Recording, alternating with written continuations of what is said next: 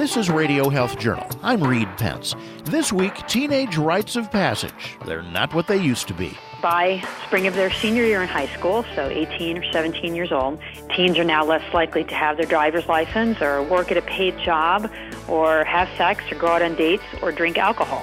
But is that good or bad? We'll find out when Radio Health Journal returns.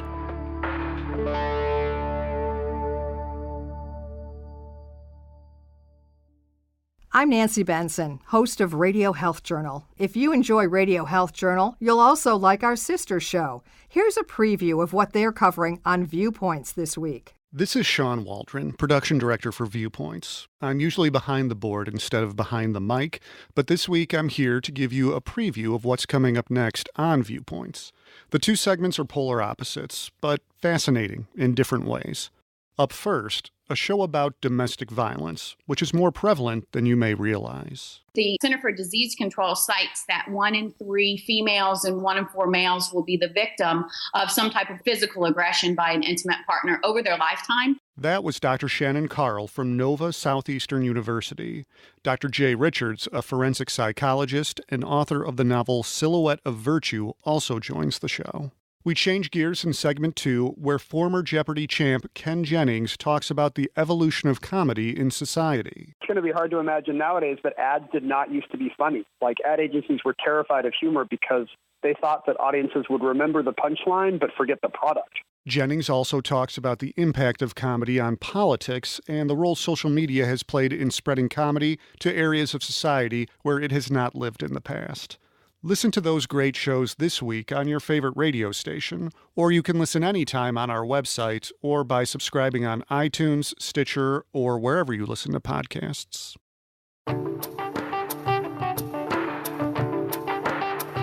30 or 40 years ago, getting a driver's license was a rite of passage for high schoolers. A lot of them aimed for their license on their 16th birthday, or as soon after it as they could. Not that long ago, in the Boomer and Gen X era, say in the 1970s, 80s, and 90s, about 90% of teens had their driver's license by spring of their senior year in high school. Now that number is less than 70%. So the majority still have it, but there's more than 1 out of 4 who by 18 or almost 18 don't have a driver's license. That's Dr. Jean Twenge, professor of psychology at San Diego State University and author of the book iGen, Why Today's Super-Connected Kids Are Growing Up Less Rebellious, More Tolerant, Less Happy, and Completely Unprepared for Adulthood. That shows up among 10th graders as well. So 15 and 16-year-olds either used to have a permit or get their license right away, and now less than half drive at all. So there's a pretty pronounced decline in teens getting their driver's license and being independent in that way. We couldn't wait. On the first day that we could get our license, we jumped at the chance for the independence. But what we're seeing now is that students are really delaying that, and they're very happy to be driven places. That's Rachel Simmons, leadership development specialist at Smith College and author of the book Enough as She Is, How to Help Girls Move Beyond Impossible Standards of Success to Live Happy, Healthy, and Fulfilling Lives. That's going to affect how resilient they are.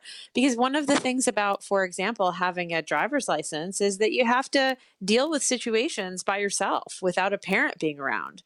And so I think that what's happening is that a lot of young people aren't having experiences where they have to think on their feet or, just figure out how to get out of a jam. Yes, it's a lot tougher to get a driver's license than it used to be, but that doesn't appear to be a big factor. Other rites of passage are also being shunned by today's teenagers, according to Twenge's study in the journal Child Development. We found that by spring of their senior year in high school, so 18 or 17 years old, teens are now less likely to have their driver's license or work at a paid job or have sex or go out on dates or drink alcohol. Twenge says the drop in dating is substantial. 40 years ago, nearly 90% of high school seniors had been out on a date. Now, it's only 63%. So that's been on the decline since about 2000, but it really went down after about 2011 or so. So they do still call it dating, so it's not a change in the terminology. It's just that fewer of them are taking that opportunity to go out of the house on a date with someone else. The drop in 18-year-olds who've been out drinking has been even more sharp. They used to be almost all 18, 17-year-olds had at least some alcohol by that time, about 90, 95%. And now it's just above 60%. So about 40% of high school seniors by spring of their senior year have never had a significant amount of alcohol at all. The decline in high schoolers who've ever had sex is also way down to barely 40%. But why is all of this going on? And is it a good or a bad thing? Twangy says most experts have thought about it the wrong way, as single trends, wondering only why teenagers aren't as likely to drink as they used to be, or only why they're not getting after-school jobs, as if that's separate from why they're also not getting driver's licenses or having sex. There's been a lot of head-scratching over, well, why exactly is this happening? Why are they not doing these things? And I think that's missed the big picture. These trends are pretty similar across many different types of milestones, both things that many people would consider to be not a great thing for high school students to do, like drink and have sex, but also appearing in things that you'd expect teens to want to do and that parents would be relatively supportive of, like getting a paid job or driving or going out with your friends, which are not as clearly negative as having sex or drinking alcohol. So if you look at the big picture and not just focus on good or bad, you can see this overall trend in teens being less likely to do these things that adults do and children don't, and thus that are milestones of adolescence. Twangy says all of these rites of passage started to drop at the same time in the late 1990s and can be explained in part by changes in culture and life expectancy. In times and places where people live longer and where it's expected that education is going to take longer, people have fewer children and nurture them more carefully. And that tends to lead to them growing up more slowly because each child can get more attention from the parents. Parents tend to be more protective, so kids take longer to grow up. Kids are more likely to be in structured activities. Their parents are more protective of their safety.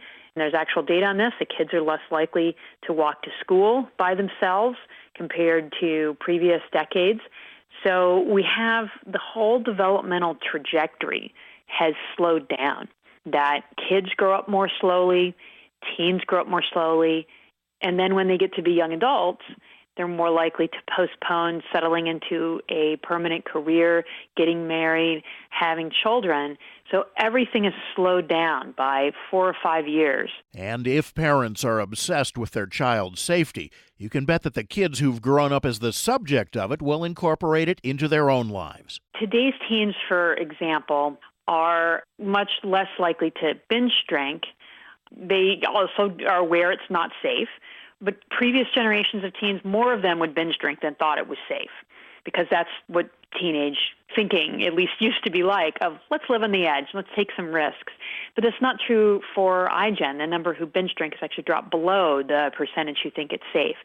More iGeners compared to previous generations also say, I'm not really interested in taking risks. I don't get a kick out of taking risks. It's not something I'm interested in.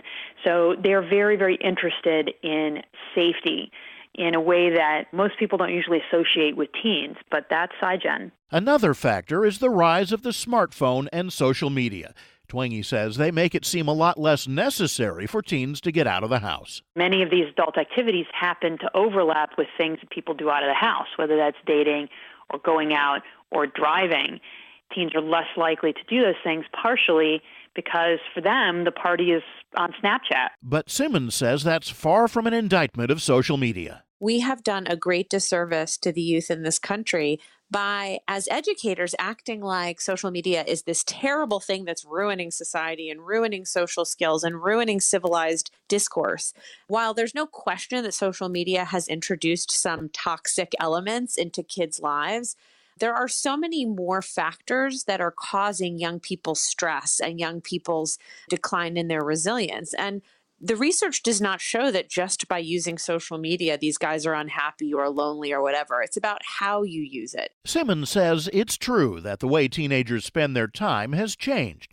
For example, the amount of time that college freshmen hang out with friends has dropped in half. But it's not simply because they're on their phones. Are they watching Netflix? Yes. Are they texting all the time? Sure. But it's also because they believe that I am worthy when I'm busy. A lot of these young people believe that if they are not constantly working, and not even just working, but constantly overwhelmed, that there's something wrong with them. In other words, the new baseline for them is that I'm supposed to be overwhelmed with work, and that's how I know I'm doing a good job. But again, that doesn't really leave time for just hanging out. The need to stay busy goes along with the parental cocoon today's kids are wrapped in. Both lead to a schedule that's heavily structured and don't leave teenagers with much independence. Simmons has noticed it in her college students. It really blows me away. But what I'm seeing and what so many others are seeing is that students are coming to college and they are superimposing that high intensity schedule of high school right onto their college lives. And what that's continuing for them is a process of doing and doing all the time, but not really getting practice just hanging out with their friends or thinking about what they want to be doing someday in the future.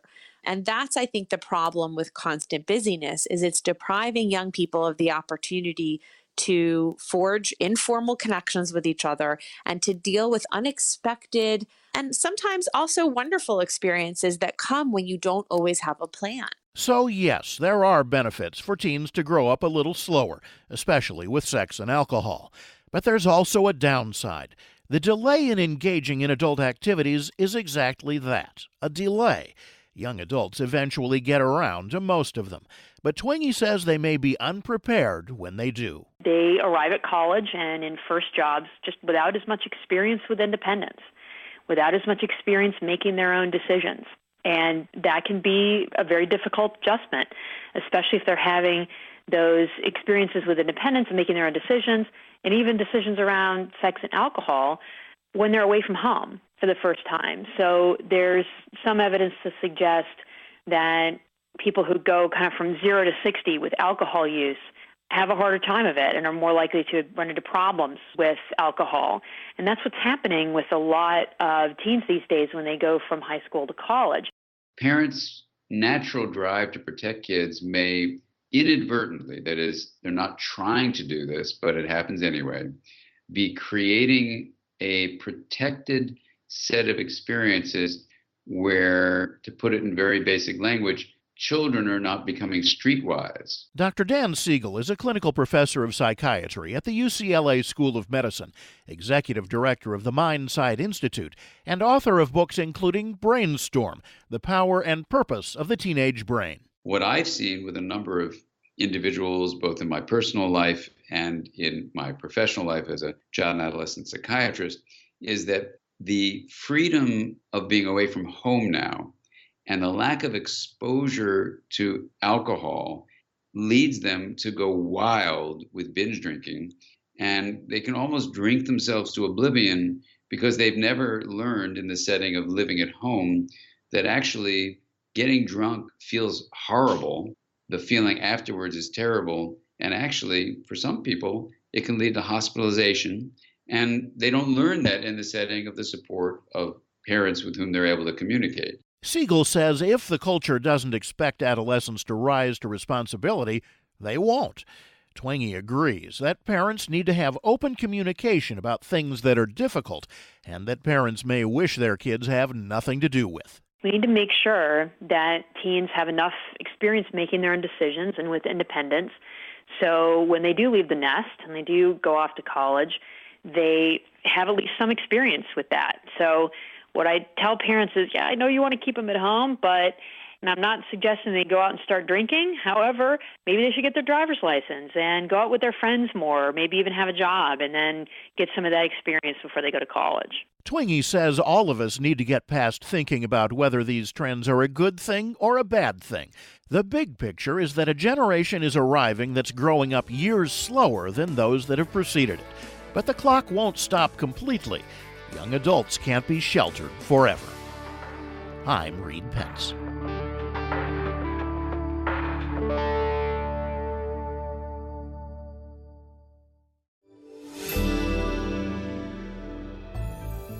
Medical notes this week. Experts have proposed new guidelines for hypertension, and if they go into effect, it's much more likely your doctor will tell you you've got high blood pressure. The guidelines define high blood pressure as anything higher than 130/80, and a study in the journal JAMA Cardiology finds that nearly half of all adults are higher than that. More than 83 million Americans would be recommended for high blood pressure treatment under the new system.